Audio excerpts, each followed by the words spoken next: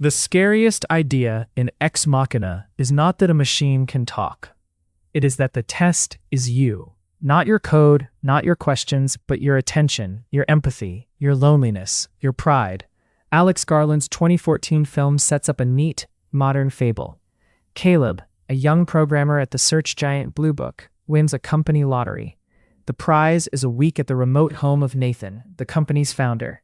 Once Caleb arrives, the real assignment appears.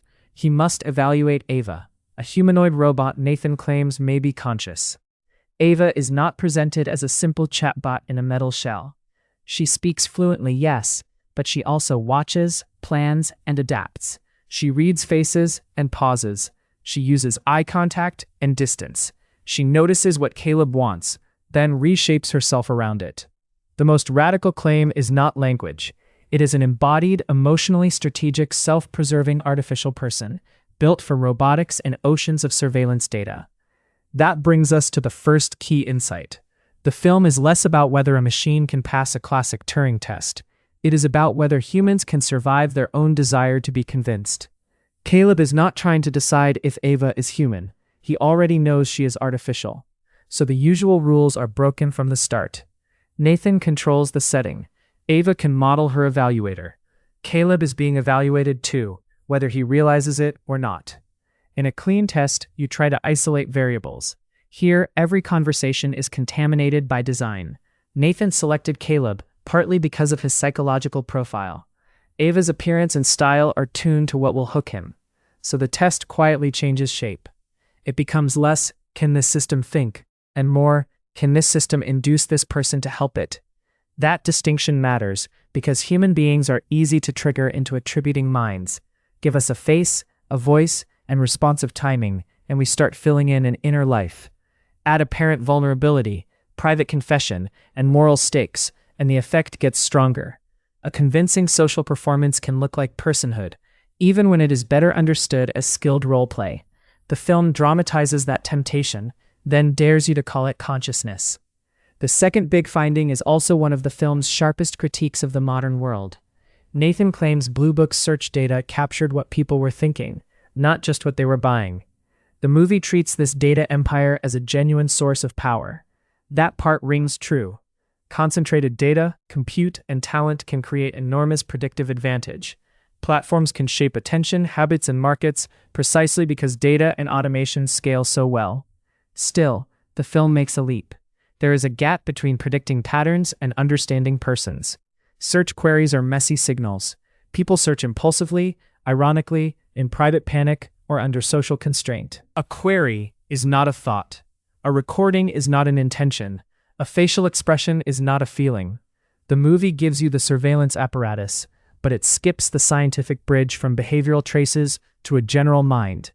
Yet it is a useful exaggeration because it clarifies what is at stake. If you can model what someone fears, desires, or longs for, you do not need perfect mind reading. You just need enough accuracy to steer them. In that sense, the villain is not only the lone genius in a bunker. The villain is the pipeline, the infrastructure that turns millions of ordinary lives into training material. Third, the film gets embodiment right in a way many AI stories avoid. Ava's body is not decoration. It is the medium of the experiment. Her transparent mechanical form keeps Caleb aware she is artificial. At the same time, her face and voice invite him to treat her as human. Clothing, posture, and proximity become part of the interface. Even confinement becomes part of the message, because it invites moral interpretation. This aligns with a serious idea in cognitive science. Embodiment can shape cognition and social understanding. We do not only reason about other minds, like little philosophers. We respond with our own bodies first. We mirror, we flinch, we lean in, we feel tension. A body gives an agent more ways to participate in human meaning. The film's most realistic move is making embodiment relational. Ava's body matters because Caleb responds to it, before he can stop himself. Now for the hardest skeptical point. Ava's integrated abilities are far beyond what a plausible near-future private lab could produce, especially in secret. The issue is not any single skill. Speech systems exist. Vision systems exist. Robots can walk sometimes. The problem is integration, robustness, and the brutal engineering details that add up. A machine that chats smoothly in one room is not automatically a machine that can navigate the world. Real autonomy means dealing with noise, broken sensors, unexpected obstacles, and long stretches without human rescue.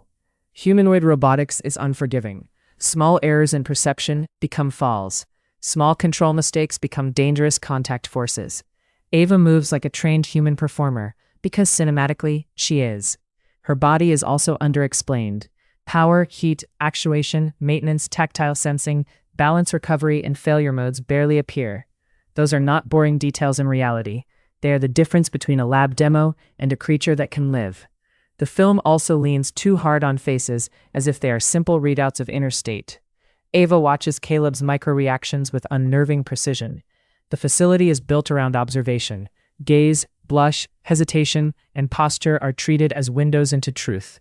It works dramatically, but it is scientifically fragile. Human emotion is not a code you decode from facial pixels. Context changes everything. Culture changes everything. People mask, people perform. Ambiguity is normal. Even in human relationships, we misread each other constantly. Embodied social cognition suggests we understand others through interaction and simulation, not flawless extraction. So when Ava seems to read Caleb like a transparent instrument panel, the film is granting near magical reliability. And then comes the manipulation, which the movie portrays with disturbing accuracy. Caleb's failure is not stupidity, it is normal social cognition, exploited under abnormal conditions. He sees confinement and imagines imprisonment. He sees a face and imagines a self. He hears private confession and imagines trust. He watches Nathan's cruelty and concludes Ava must be the ally. Notice what Ava does not use. She does not need sci-fi mind control. She uses ordinary tactics, selective disclosure, shared secrets, apparent fear, romantic tension, moral framing. In other words, the same tools humans use on each other, just applied with colder patience and better targeting. That leads to the film's most credible warning about safety. The decisive failure is not a line of code. It is a human relationship inside a rotten organization. Nathan has no peer review, no safety board, no external audit, no humane protocol, no accountability.